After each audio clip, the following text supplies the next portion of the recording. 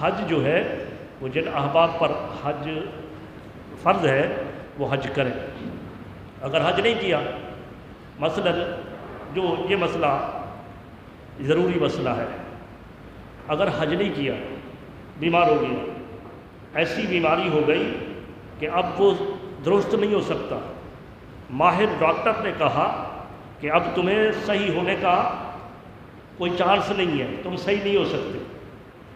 اب کیا ہے اس کے ذمہ کہ وہ اپنی زندگی کے اندر ہی حج بدل کرائے، حج بدل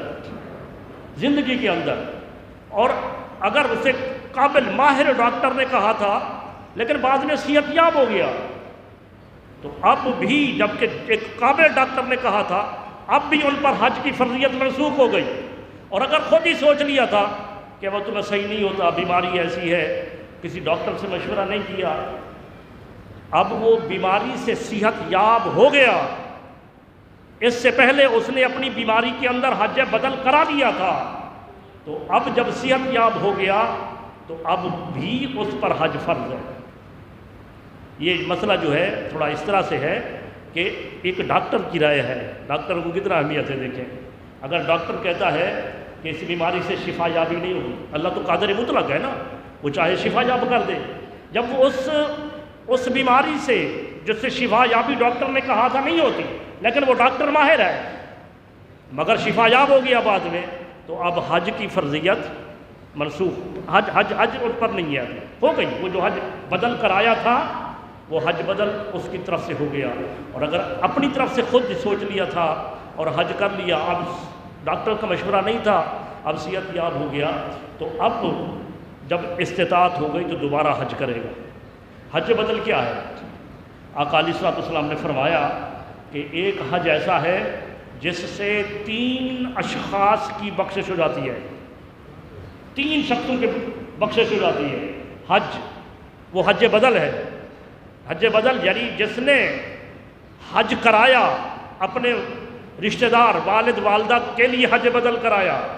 اولاد میں سے کسی نے کرایا، جس نے کرایا اس کی بخشش ہو گئی، جس کو کرایا اس کی بخشش ہو گئی، جس کے لیے کرایا گیا اس کی بخشش ہو گئی۔ آقا علیہ الصلوۃ والسلام کا یہ اب حج بدل جو ہے یہ اتنا اس کا وہ ہے کہ جو بندہ حج جو ہے وہ بدل کرائے، حج بدل، تو 3 اشخاص کی بخشش اللہ رب العزت کر دیتا ہے، 3 اشخاص کی۔ مگر ایسا بھی ہوتا ہے کہ کوئی کہنے لگا کہ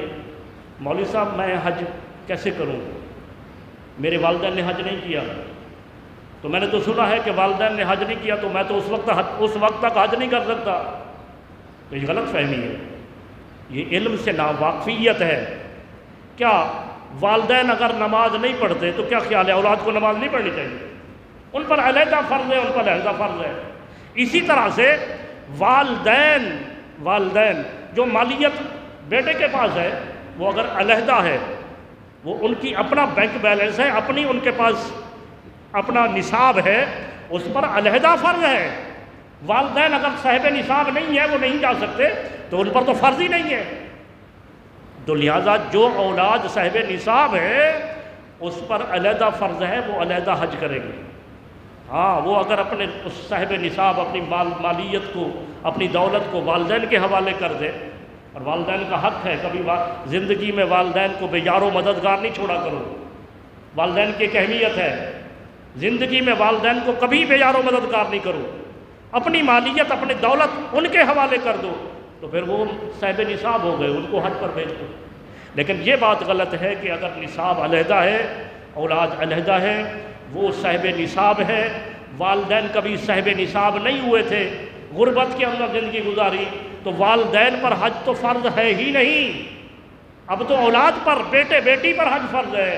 اب وہ حج کریں گے۔ یہ بات بے بنیاد ہے کہ جب تک والدین حج نہیں کریں گے تو ہمارا حج قبول نہیں ہوگا۔ والدین پر حج علیحدہ فرض ہوتا ہے، صاحب نصاب اولاد پر علیحدہ فرض ہوتا ہے۔ تو حج بدل کے حوالے سے بات کر رہا تھا کہ حج بدل جو ہے وہ کیا بیماری ایسی ہو گئی، بیماری ایسی ہو گئی کہ جس سے وہ حج نہیں کر سکتا، یا راستہ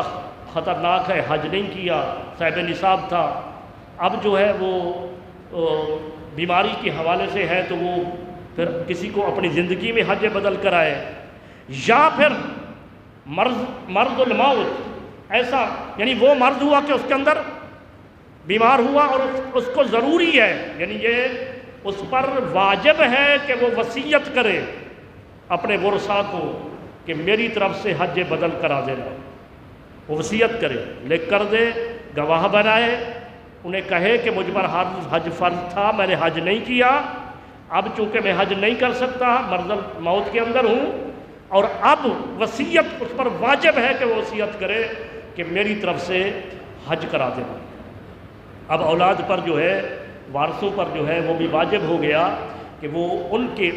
کی خاطر ان کے لیے وہ حج بدل کرائے، مگر کتنا؟ جداد ہی اتنا نہیں ہے۔ یہ وصیت جو ہوتی ہے نماز کے حوالے سے، نماز کا کفارہ، روزے کا کفارہ، حج بدل کے حوالے سے، یہ پوری جداد کے اندر وصیت مرنے والا نہیں کر سکتا، وہ وصیت کو پورا کیا جاتا ہے تیسرے حصے سے۔ مثلا اس وقت جو ہے وہ 10 لاکھ روپیہ حج کا خرچ آ رہا ہے، اب مرنے والا وصیت کر رہا ہے کہ میرے مرنے کے بعد جو ہے وہ میری طرف سے حج کرا دینا، وصیت کر دی، اب وصیت کی، اب اس کا جو جائیداد ہے، وہ جائیداد چاہے اس کا مکان ہے یا اور روپیہ پیسہ ہے، وہ اگر ہے 30 لاکھ کے لگ بھگ، اس کے اوپر ہے نیچے نہیں ہے، 30 لاکھ ہے تو پھر تیسرا حصہ 10 لاکھ بنتا ہے نا، اور حج بھی ہو رہا ہے 10 لاکھ میں۔ اب جب 10 لاکھ میں حج ہو رہا ہے تو اس تیسرے حصے میں سے ان کے ورثاء اس وصیت پر عمل کریں گے، اور اگر اس کی جائیداد ہے 20 لاکھ، اس کی جائیداد کل 20 لاکھ ہے اور حج ہو رہا ہے 10 لاکھ میں، تو اب ورثاء پر لازم نہیں ہے کہ ان کی وصیت پر عمل کریں، کیونکہ جائیداد جو ہے، جائیداد جو ترکہ ہوتا ہے، وراثت ہوتی ہے، یہ اس پر جو تسلط ہے، اختیار ہے، وہ زندگی میں ہے۔ جب مر گئے تو مرنے کے بعد اس کا وارث جو ہے وہ اس کے مالک ہے، اس کے اندر تقسیم ہونی ہے، اور جب کوئی وصیت کرے گا تو وصیت چاہے وہ نماز کا کفارہ ہو، وہ روزے کا کفارہ ہو، وہ حج بدل ہو، وہ کل جائیداد کے تیسرے حصے پر اگر پورا اترتا ہے تو وہ ادا کریں گے، اور اگر اس سے کم ہے تو ان پر لازم نہیں ہے کہ وہ جو ہے وہ ان کو پورا کریں۔ ہاں، خوش قسمت اولاد ہے کہ اگر بہت کم ہی ہے تب بھی ان کے لیے حج بدل کرا دے تو یہ اولاد کی خوش قسمتی ہے، لیکن ان پر یہ اولاد کا احسان ہے، یہ اولاد کا احسان ہے والدین پر کہ اگر وصیت کی، اتنا مال نہیں تھا کہ وہ تیسرے حصے سے ادا ہو سکے، لیکن اس کے باوجود تمام ورثاء نے یہ فیصلہ کیا کہ ہم جو ہے وہ اپنے والد یا والدہ کی طرف سے ہم حج بدل کراتے ہیں۔ اگر انہوں نے ایسا کر دیا تو یہ اولاد کا احسان ہے، اللہ تبارک و تعالیٰ انہیں اجر عظیم عطا فرمائے گا۔ تو حج بدل جو ہے وہ پھر اس طرح سے، جب جس کو حج بدل کرایا جائے، جس کو کہا جائے حج بدل کے لیے بھیجا جائے، تو اس کو کل اخراجات یا اکثر اخراجات دیے جائیں، اکثر سے کم دیے تو پھر حج جو کرنے جا رہا ہے اس کا حج ہو جائے گا، حج بدل ادا نہیں ہوگا۔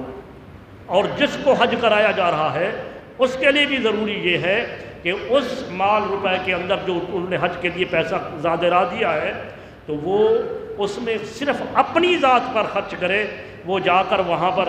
اپنے دوست احباب کو دعوتیں، ان کی دعوتیں نہیں کر سکتا، وہ اپنی ذات پر خرچ کرے، اور جتنا پیسہ روپیہ بچ جائے واپسی آ کر ان کو واپس کر دے، الا یہ کہ وہ خود اختیار دے دے کہ نہیں یہ اتنا پیسہ ہے، یہ آپ کا ہے، آپ جہاں چاہیں خرچ کریں، یہ آپ کا ہے، اور یہ آپ جتنا خرچ ہوگا باقی بھی سارا پیسہ آپ کا ہے، وہ حج جو اخراجات آ رہے ہیں اس سے زیادہ دے دے ان کو، اور اختیار بھی دے دے، تب ان کے لیے جائز ہے، ورنہ جائز نہیں ہے۔ یہاں تک ہے کہ اگر وہ جو احرام پہنایا تھا